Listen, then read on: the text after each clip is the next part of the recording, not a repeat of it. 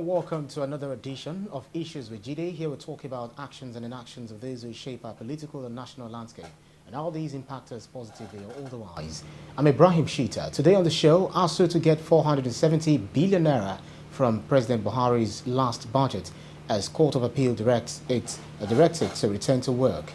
And later on the show, President Buhari vows to fully recover Abacha's $5 billion looted fund. In the course of the program, we'll take your questions. But first, subscribe to our YouTube channel and drop your questions in the comment section. I have joining me via Zoom, the maestro himself, Babajide Kolade-Otitoju. Good to see you, BK. Thank you, Brian. Awesome. Now, the Court of Appeal on Friday ordered ASUU to return to work after dismissing the union's application for a stay of execution of an earlier ruling. How would you, of the National Industrial Court directing the university lecturers to resume work, is ASUU in a catch-22 situation?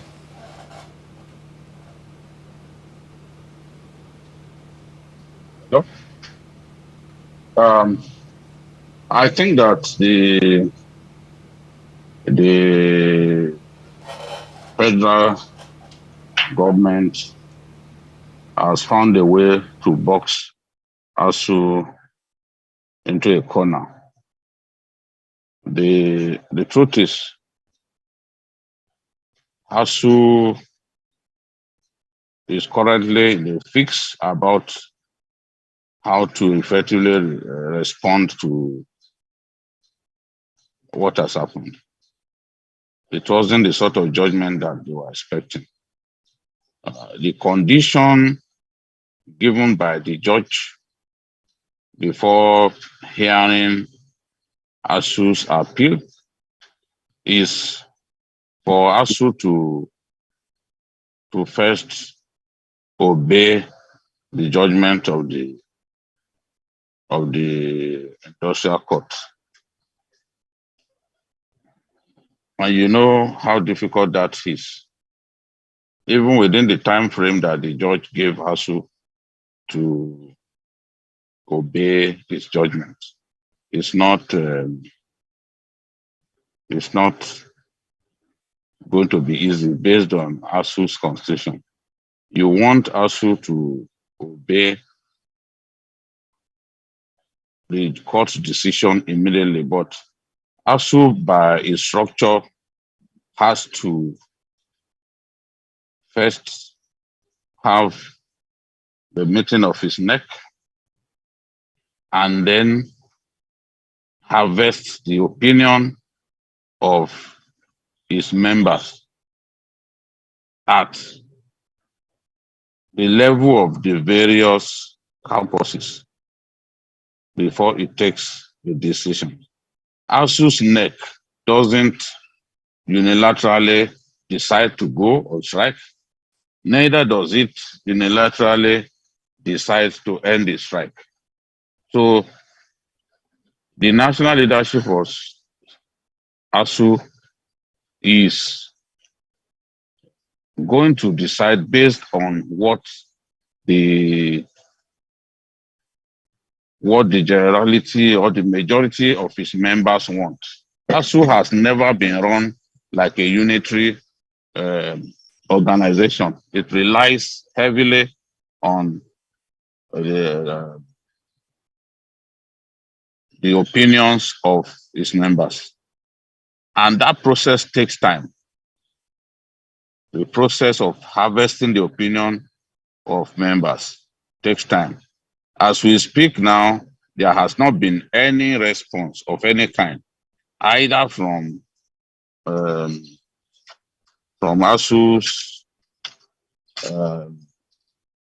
ASUU's lawyer or the leadership of ASUU itself. And the reason is obvious, because it takes time before ASUU can take a decision. So that is one. The judge says he has given them 7 days within which they can appeal. Of course, that is also a bit problematic. What will ASUU do at this time? A lot of people, a lot of members of ASUU believe that the best thing for them to do is to simply resume work and refuse to teach, because these are two different things that we are talking about here. By resuming work or suspending the strike, ASUU will have obeyed the judgment of the court, the directive of the court. But if they refuse to teach, then it becomes a big problem.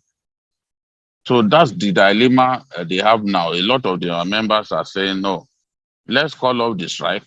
No one can force us to teach. We just sit in our offices. That is not good for the system.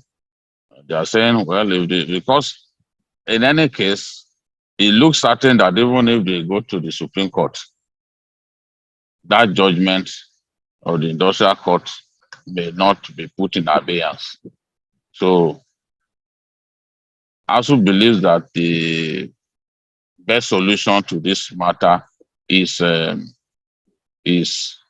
political solution. A political solution will bear in mind what would necessarily make both parties happy.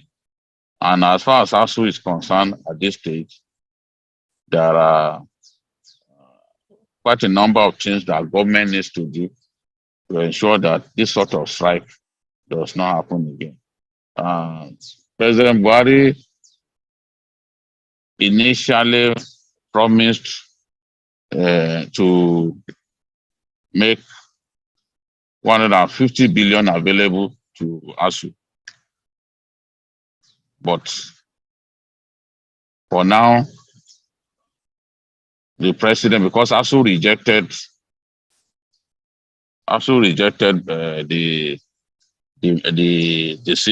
the offer of 150 billion as part of the revitalization fund for the universities. Government has now jacked this up to 470 billion.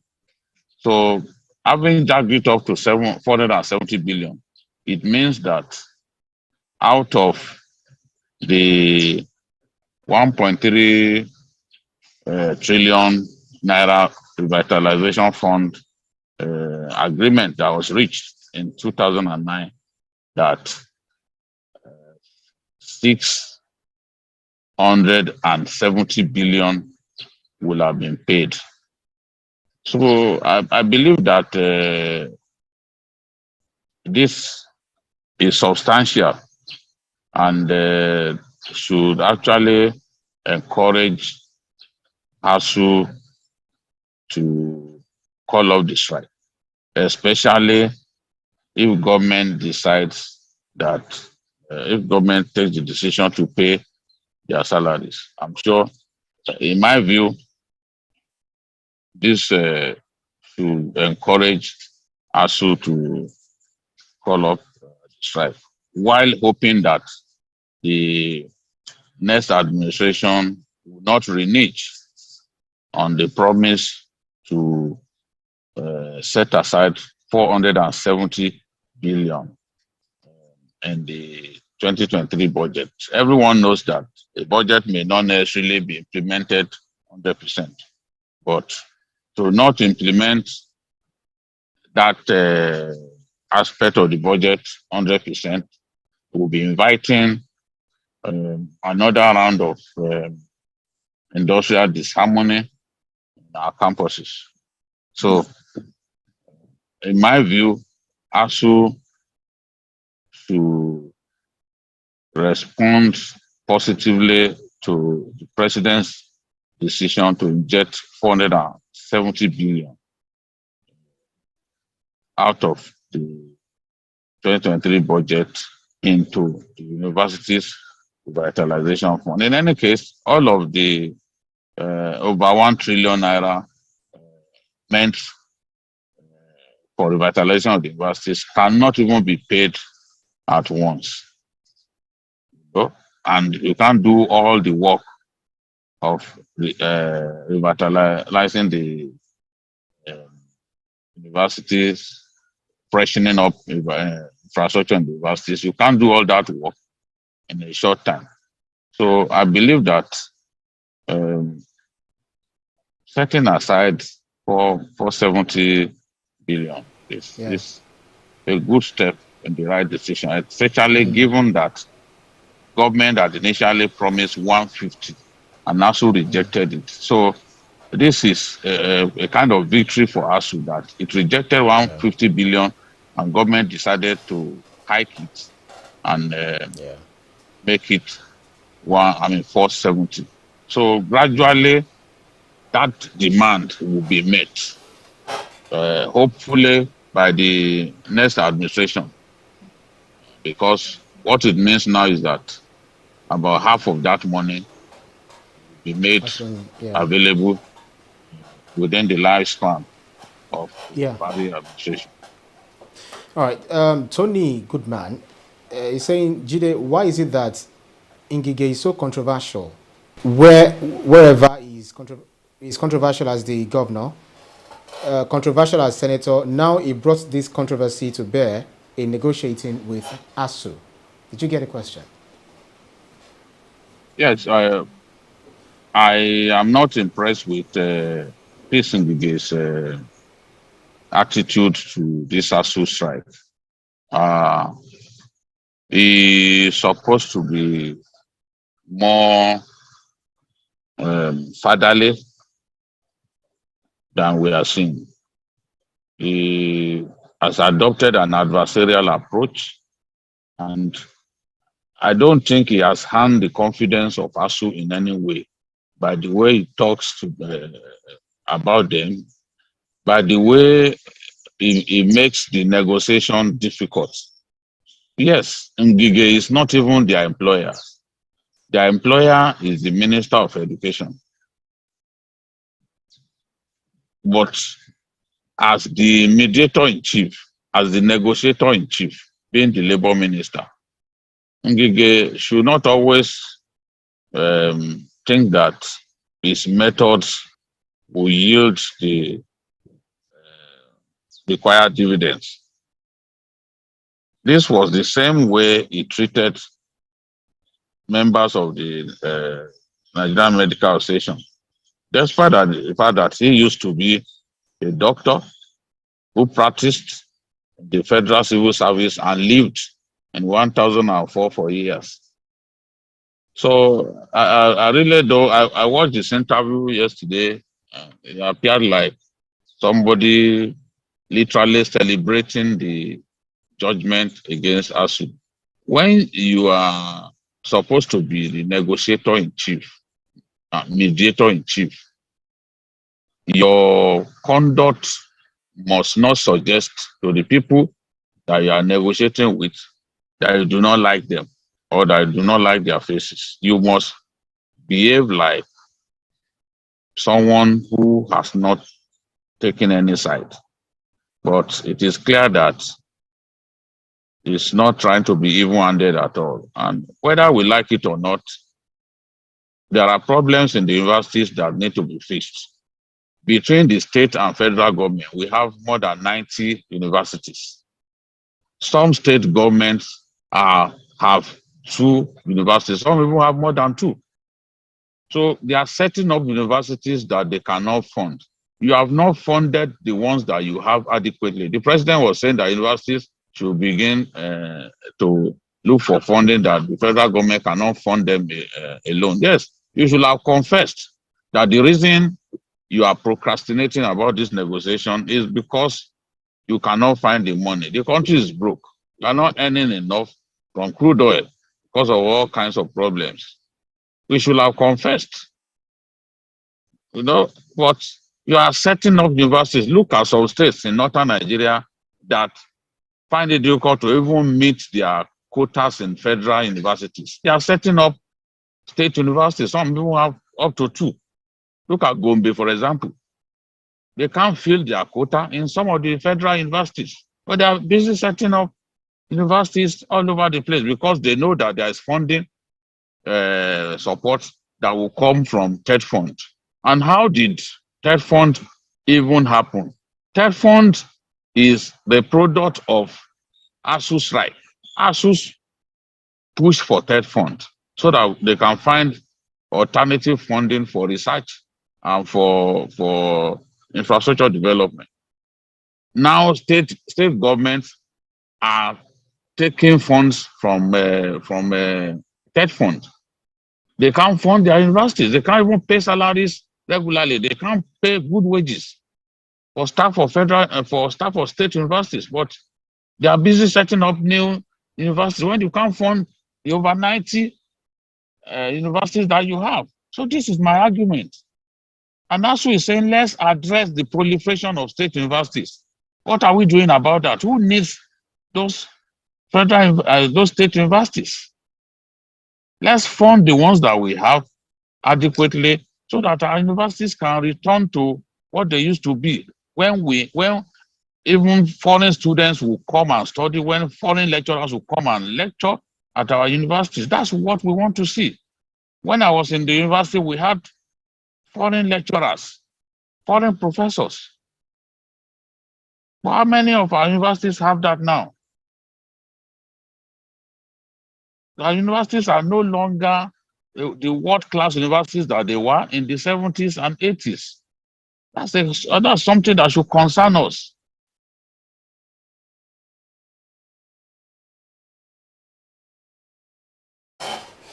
Let's change tack, BKO, by looking at President Buhari making a declaration during his 2023 budget presentation on Friday that his administration will fight for full return of $5 billion Abacha loot.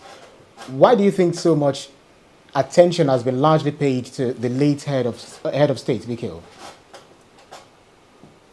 There is no doubt about it. If you are looking for funds, you are broke. As a nation, you are broke. You don't know where you will find money. You are not making enough money from selling crude oil. You can't even meet your OPEC quota. So money must come from different sources. And the Abacha loot has been a good source of funding for Nigeria. Since this whole thing, since the early 2000s, when we discovered that Abacha stashed so much money abroad, the Nigerian government have received a lot of money from Switzerland, from Jersey Islands, from the UK, from America, by way of Abacha fund. Yes, the technicalities make repatriation of the funds difficult, but you are benefited a lot. And when you ask me why do we need it? In the year 2017, we received $321 million.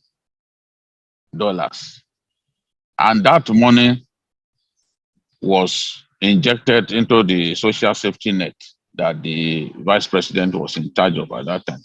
And money was distributed to Nigeria's poorest of the poor, at that time. We also received $311 million from the US and the British Channel Islands.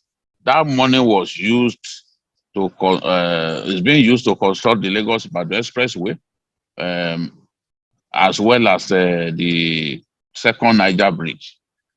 So if we are struggling to find money to build infrastructure in our country, to build roads, to build bridges, because this is a season of paucity of funds, and we know that if we can get the Western countries of the West to repatriate some of what our former leaders looted, especially the greatest looter of them all, Sani Abacha, then we are going to find the money to fix some of the infrastructure that really need fixing. I'm happy that we have signed another deal for another round of Abacha loot to be released to us, and I'm sure that we'll be able to use that for infrastructure. In the past, people had argued, what are they using the money for? Because in 24 years, we have received 3.65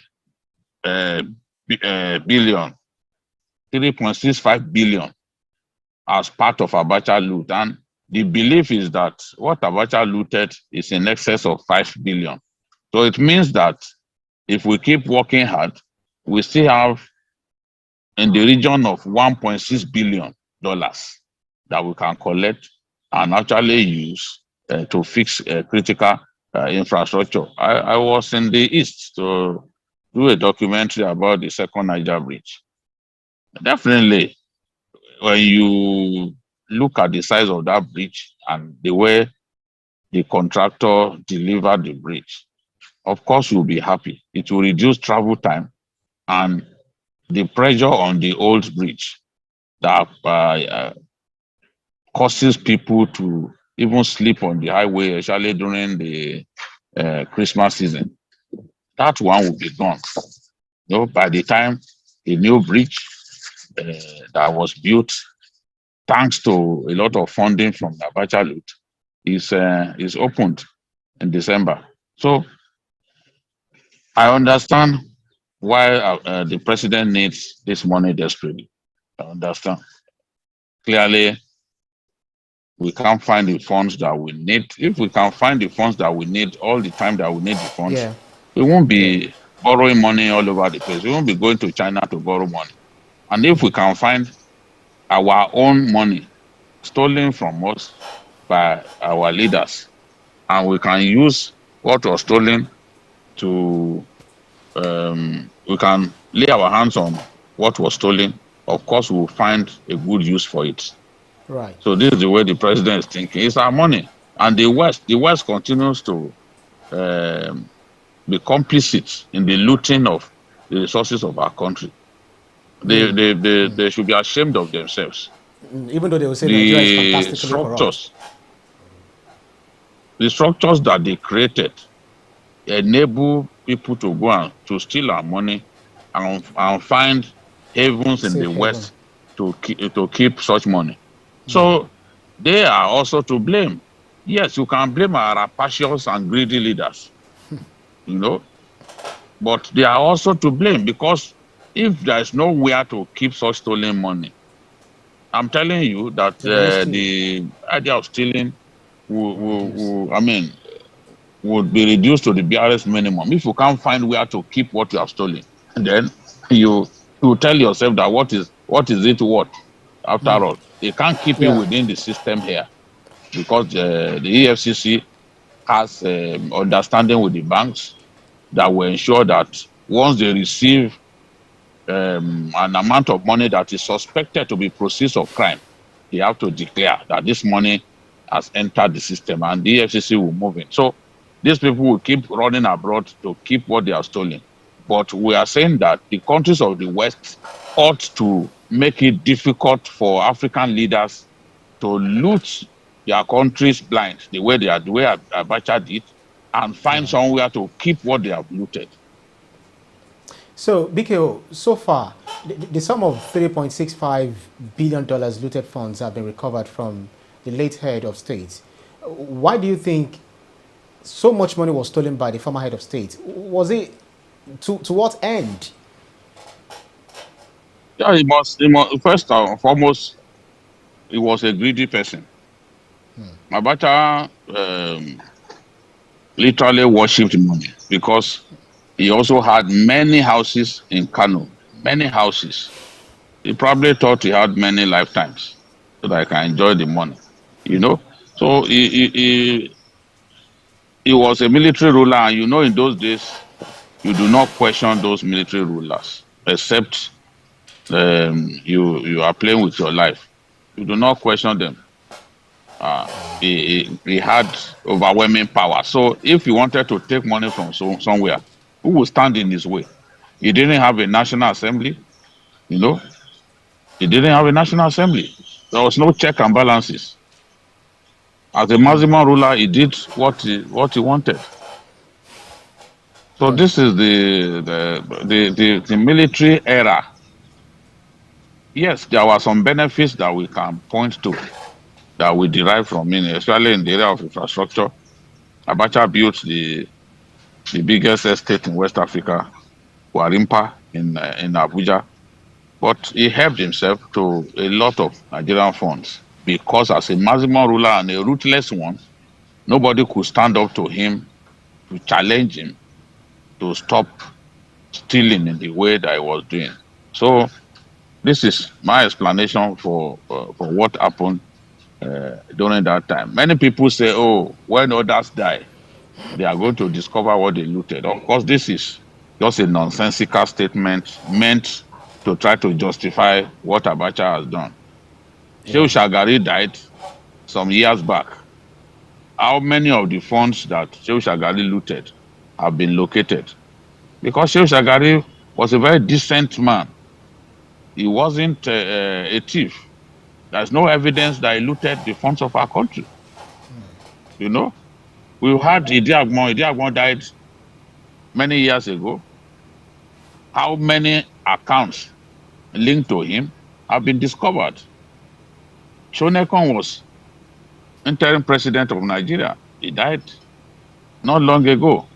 How many foreign accounts have been discovered in his name? So the argument that is because it's dead that we are now they are talking about what he looted is just a nonsensical argument by some of the people who still see nothing wrong in all the looting that Abacha carried out. Our president too once said that Abacha didn't steal, but today is the one scoring Europe and America, looking for ways and means by which they can repatriate what Abacha stole. That way, effectively as eating his words, he's taking back what he said. If you said he didn't loot, but you are going to Europe begging them, you even took them to court. He took the one of the agencies in the UK to court because they were delaying repatriation of Abacha loot. Yet you once told us that Abacha didn't loot. So the money that you are receiving to build Lagos-Ibadan Expressway, where did it come from? If it didn't loot, where did the money come from? So it's just unfortunate. Yeah, Bikil. Fabian Akeze says there are plenty Nigerians who are alive and aided Abacha in looting the treasury. And most of these people are politicians and occupy public offices. President Buhari should go after them. That's true. Yes. There's even one that is a high-ranking officer of the ruling party today. High-ranking member of the ruling party. We know, but some of them are behaving like they were not part of the nonsense that happened. It may be difficult for the president to go after each and every one of them. When you look at when this thing happened, I don't think we even have the capacity to do the kind of investigation that will expose the part played by all of these individuals in the looting of our country.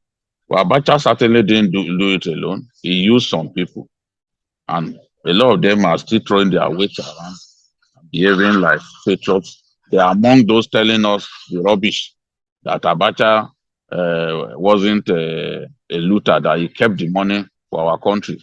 But what exposes that stupid lie is the fact that the Abacha family took Nigeria to court, seeking to stop the release of the funds that were appropriately tagged Abacha loot. So if he kept the money for us as a country, why did his family take us to court trying to stop Nigeria from gaining access to the money?